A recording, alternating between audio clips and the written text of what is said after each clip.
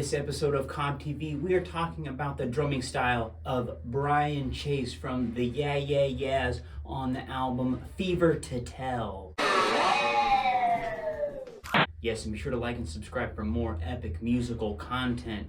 Now, Brian Chase, his biggest influence was Papa Joe Jones, I read once, and combine that with a love and appreciation for fellow classic New York rock bands, the Ramones and the Velvet Underground, and you have a garage rock drummer with one of the most unique approaches in the game.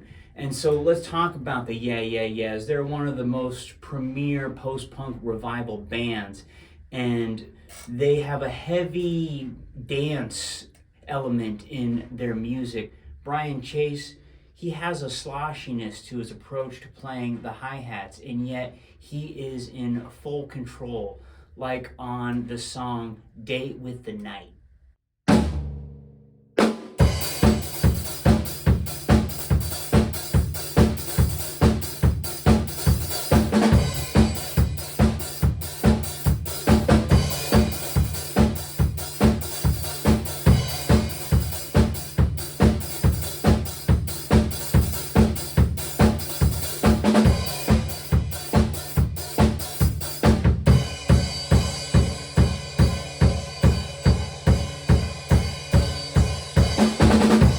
On the track Man, we have almost a Bonham-esque approach to the way he sets up those accents on the cymbals. And I don't necessarily think he's influenced by Bonham necessarily trying to play those hits. More or less, both drummers share an influence in jazz.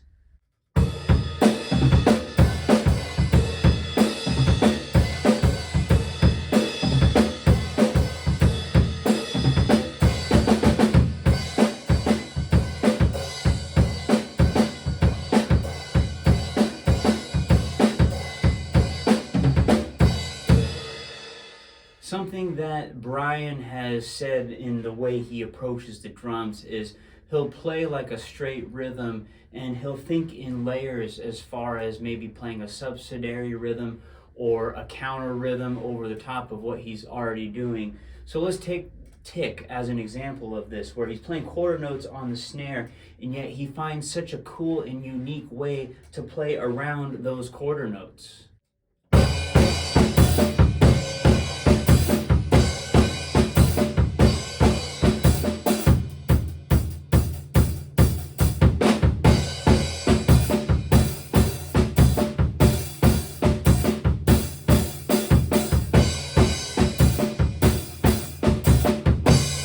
Another unique way that Brian approaches drumming is how he thinks musically, how he thinks about tone. When he hits a drum, he thinks about where he hits the drum, because it's going to sound different where you hit that drum or where you hit that cymbal, or even where you hit with the sticks. So on Black Tongue, we have a 4-on-the-floor groove and kind of the surf clap on the hi-hat, but on the the first time around, he hits the side of the stick, and the second time, he hits the tip of the stick and then the side.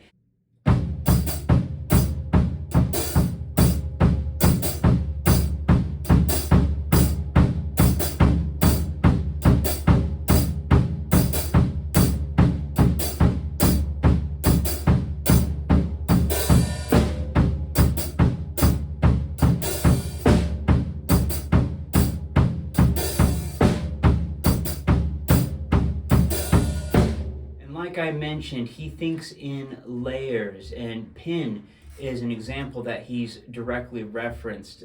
The hi-hat he thinks of as a different layer on the song Pin. And if you notice the way he uses the foot on this one, it's definitely attributed to his jazz background.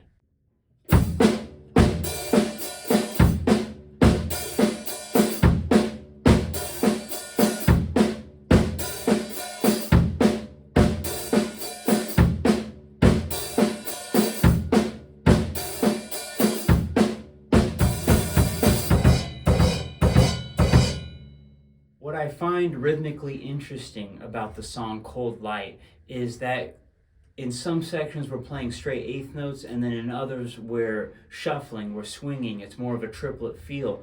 But Brian Chase is just navigating through both sections so seamlessly.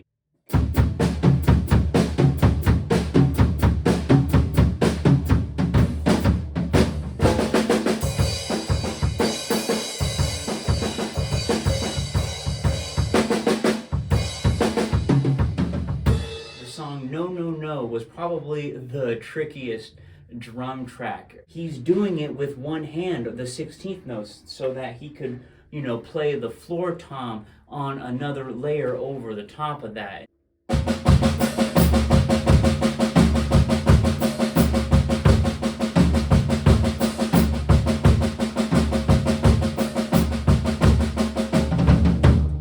Now, the Yeah Yeah Yeahs, their most popular song, is probably going to be Maps, I would say. It was a song that was written before Brian Chase was involved, and it was one of the tracks that Nick Zinner had a drum machine beat for already, but Brian was tasked with bringing that drum beat to life, to the acoustic kit.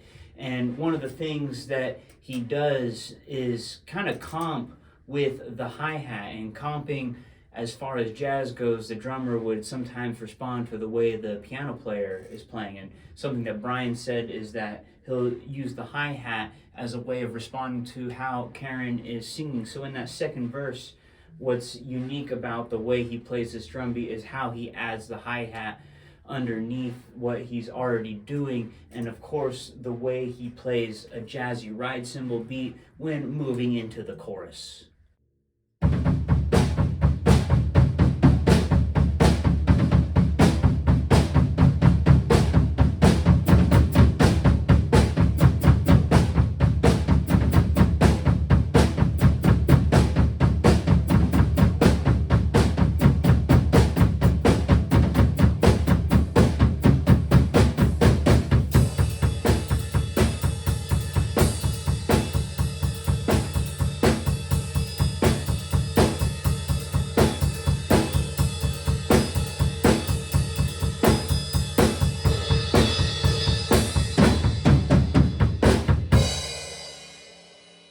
The last two songs, I will say, are pretty straightforward beats. And so that leaves us with Y Control. Yes, if there is one drum track that I would say captures Brian's drumming style on one song, it would be Y Control. And so what I'm going to do is I'm going to show you my drum cover of Y Control without the music